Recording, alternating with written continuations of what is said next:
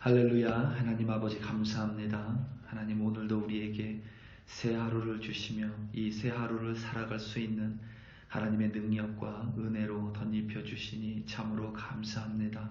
오늘도 살아가며 하나님의 말씀을 잊지 않기 위해 하나님 이 자리에 나온 주의 백성을 굽어 살펴주시며 하나님 어렵고 힘들지라도 말씀대로 살려고 부단히 노력하는 우리 한 사람 한 사람에게 오늘 하루도 성령으로 충만하게 역사하여 주시옵소서. 그 성령의 능력으로 하나님께 순종할 때에 말씀을 따라 살 때에 하나님께서 반드시 그 삶을 아름답게 인도하실 줄로 믿습니다. 오늘도 아름다운 주님과 함께 아름다운 하루에 승리하는 우리들로 삼아 주시옵소서. 예수님의 이름으로 기도드립니다. 아멘. 누가복음 22장 63절부터 71절 말씀으로 주의 말씀을 증거합니다. 우리 다 함께 보시겠습니다. 능력받는 새벽기도, 응답받는 새벽기도, 성령과 함께하는 새벽기도. 할렐루야. 아멘. 성경 속에 기록된 많은 믿음의 사람들이 있습니다. 믿음의 선배들이라고도 하죠. 믿음의 선배들을 보면 한결같이 시련과 고난의 시간을 갖습니다. 혹자는 그것을 광야라고 표현하기도 합니다. 고향을 떠나야 했던 믿음의 아버지 아브라함도, 출애굽하여 광야를 통과했던 이스라엘 민족도, 이스라엘이란 나라의 기초를 쌓아 올린 모세도, 이스라엘의 최고 전성기를 구가했던 다윗 왕 모두 혹독한 광야의 시간을 통과했습니다. 뿐만 아니라 믿음을 지키기 위해서 거쳐야 했던 어려움 또한 있었습니다. 이처럼 믿음을 따르기 때문에 우리가 마주하는 시련과 고난 혹은 어려움이 있습니다. 이것은 우리가 믿는 자이기 때문에 발생하는 일들입니다. 그런 의미로 본다면 믿는 자의 삶이 결코 쉽지 않은 것이 사실입니다. 그래서 그런지 어떤 이들은 이러한 볼멘 소리를 할 때가 있습니다. 하나님을 믿고 나서부터 인생이 어려워졌다. 하나님을 믿고 나서부터 힘든 일이 많아졌다. 인간적으로는 안타까울 수 있지만 하나님을 믿기 때문에 시련과 어려움은 분명히 있습니다. 물론 이 말이 틀린 말이 아닐 수 있습니다. 그런데 이들이 간과하는 사실이 하나 있습니다. 믿는 자의 삶에만 시련이나 고난이 있는 것이 절대 아니라는 사실입니다. 힘들고 어려운 일이 믿는 자의 삶에만 벌어지는 것이 절대 아닙니다. 시련과 고난이라는 측면만 가지고 본다면 모든 인생이 똑같습니다.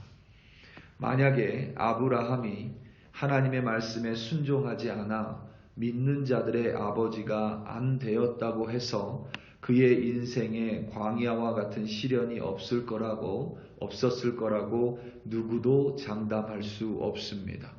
되려 더 힘겨운 인생을 살았을 수도 있습니다.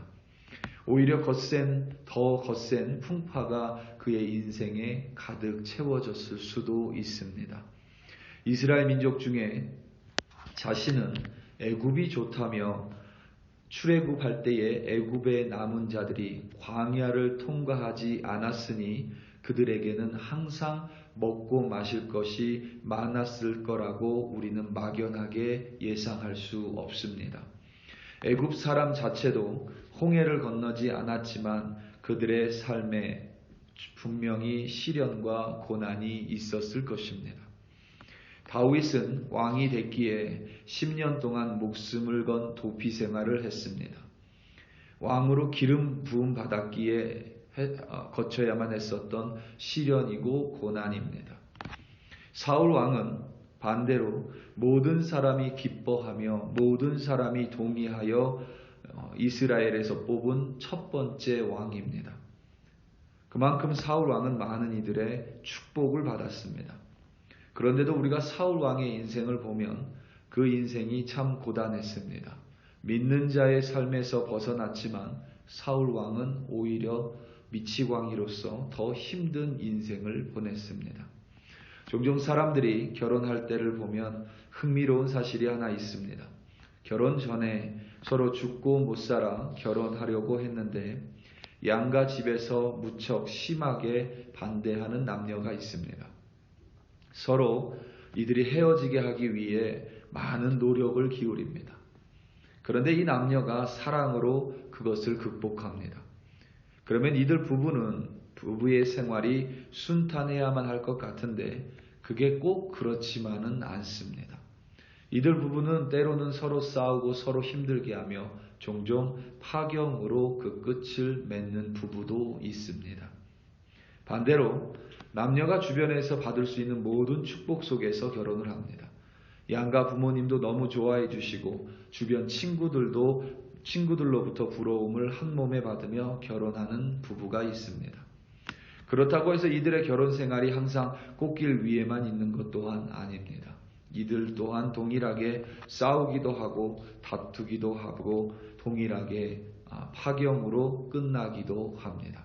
반대로 모든 사람의 반대 속에서 결혼해도 너무 잘 사는 부부가 있고 또 모든 사람의 부러움 속에 결혼하고 나서도 잘 사는 부부가 있습니다. 이렇듯 여러분, 믿는 자의 삶은 믿음 때문에, 믿지 않는 자의 삶은 불신앙 때문에 혹은 여전히 우리가 죄인이고 죄로 오염된 세상 속에서 살아가기에 믿는 자건 믿지 않는 자건 그 우리의 삶 속에는 항상 시련과 고난과 어려움이 있을 수밖에 없습니다. 사람들은 예수님을 희롱하고 때리고 욕했습니다. 오늘 말씀 63절 그리고 65절입니다. 지키는 사람들이 예수를 희롱하고 때리며 이 외에도 많은 말로 욕하더라. 65절에 우리말 욕하더라라는 말의 정확한 뜻은 신성모독입니다. 이 단어는 신약 성경에서 오로지 하나님과만 연결되어 있습니다. 어떤 이가 하나님을 모독했을 때, 그래서 하나님께서 어떠한 모독을 받았을 때에 유일하게 사용되는 단어입니다. 누가는 이 단어를 일부러 예수님과 붙여서 사용한 것 같습니다.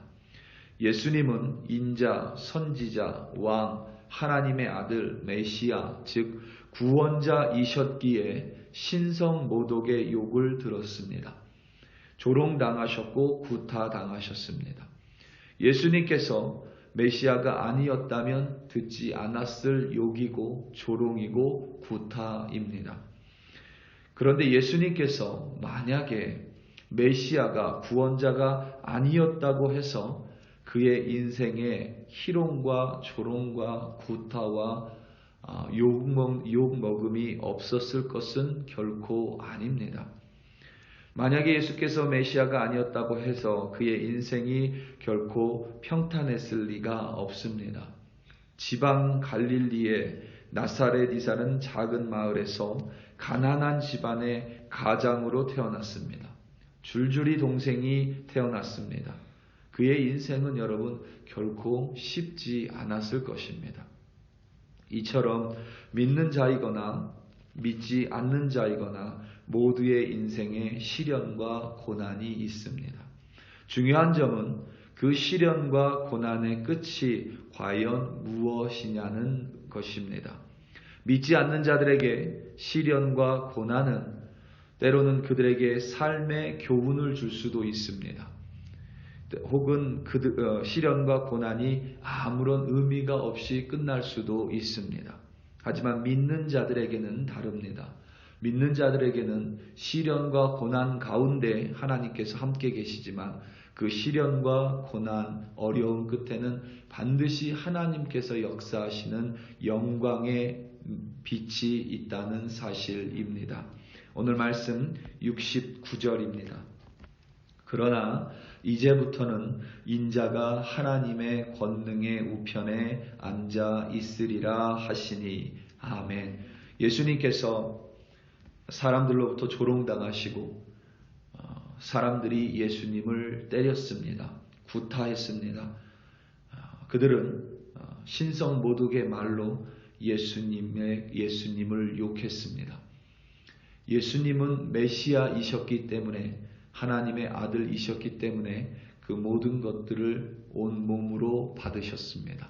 하지만 그 모든 것들 끝에는 부활의 영광이 있고, 그 모든 것들 끝에는 하나님의 권능의 우편에 앉는 영광이 있습니다. 우리 사랑하는 성도 여러분, 때로는 우리가 하나님 앞에 믿기 때문에, 혹은 믿는 자임에도 불구하고 왜 내 삶이 이렇게 어렵냐고 볼멘 소리를 할 때가 있습니다. 하지만 우리가 조금 더 깊이 들여다보면 우리가 믿지 않는 자의 삶이라고 해서 그러한 것이 결코 없는 것 또한 아닙니다. 믿지 않기 때문에 시련과 어려움 또한 있습니다. 중요한 점은 시련과 어려움이 그냥 시간이 지나면서 아무런 의미도 없는 것으로 끝나느냐, 아니면 시련과 어려움과 고난 속에서 하나님께서 주시는 능력으로 말미암아 이겨내고 그 시련과 고난의 끝에 하나님께서 주시는 영광의 자리에 앉느냐 그렇지 않느냐입니다. 누구라도 어떠한 것이 더 좋은 길인지 분명하게 알 것입니다. 오늘 하루 살아가며 좀 내 뜻대로 이루어지지 않고 어려움과 시련이 있을지라도 하나님께서 넉넉하게 이기게 해주시며, 또 그 끝에 우리 영광의 부활의 주님께서 있으심을 믿음의 눈으로 보심으로 말미암아 오늘 하루를 넉넉히 이기시는 승리자 되시기를 예수님의 이름으로 축원합니다. 우리 다 함께 기도하시겠습니다. 이 시간 특별히 기도할 때에 우크라이나 전쟁을 위하여 함께 기도하기 원합니다. 그리고 미얀마의 분쟁, 내전을 또 위해 함께 기도하기 원합니다. 이것이 힘든 이유는 언제 끝날지 모르기 때문입니다. 사람들의 욕망으로 인해 무고한 사람들이 너무나도 많이 다치고 또 목숨을 잃고 있습니다. 이 시간 다 함께 기도할 때에 하나님께서 속히 이 전쟁 가운데 간섭하여 주사 우크라이나 전쟁이 속히 평화 가운데 마무리되고 끝나고, 또 미얀마의 내전이 속히 끝나 그것 가운데 하나님의 영광, 하나님의 승리, 하나님의 평안이 그 땅 가운데 임하게 해달라고 우리 이 시간 다 함께 주여 한번 부르시고 합심하여 기도합니다. 주여, 할렐루야, 할렐루야, 할렐루야. 하나님 아버지 간절히 기도합니다. 우크라이나 땅을 하나님 긍휼히 여겨 주시옵소서. 하나님, 이제는 전쟁 지역을 넘어서서 우크라이나 전 지역으로 이 전쟁이 확대되고 있습니다. 민간인 지역에 폭탄이 떨어지고 하나님 병원에 하나님 폭탄이 떨어져 많은 이들이 목숨을 잃고 다치고 있습니다. 하나님, 그들을 긍휼히 여겨 주시옵소서. 그들을 불쌍히 여겨 주시옵소서. 그들을 끌어안아 주시옵소서. 그 땅 가운데 십자가를 세워주사 평화가 그 땅 가운데 임할 수 있도록 하나님 속히 그 전쟁을 종식시켜 주시옵소서. 누구도 그 전쟁을 끝날 수 없습니다. 능력의 하나님만이 끝낼 수 있사오니 속히 그 시련과 고난을 끝내주시고 하나님 승리의 깃발을 그 땅 가운데 세워 주시옵소서. 미얀마는 여전히 하나님 내분 가운데 있습니다. 하나님, 그 땅 가운데 하나님의 십자가를, 예수의 십자가를 세워주시기를 간절히 기도합니다. 더 이상 피 흘리는 일이 그 땅 가운데 사라지기를 간절히 기도합니다. 십자가의 복음이 그 땅 가운데 세워져 평화가 그 땅 가운데 스며들게 하시며 그 땅에 있는 모든 이들이 하나님을 찬양할 수 있도록 하나님 그 땅을 구벼 살펴주시며 불쌍히 여겨주시옵소서. 오늘도 우리 글로리교회 백성들 어디에서 무엇을 하며 살아가는지 하나님과 동행하게 하시며 내 뜻대로 이루어지지 않고 여전히 힘들과 어려움 속에 있을지라도 그 끝에 부활의 주님이 기다리시고 부활의 주님께서 함께 하시기에 능력으로 넉넉히 이겨내며 영광을 바라볼 수 있도록 하나님 도와주시옵소서. 할렐루야, 할렐루야. 하나님 감사합니다.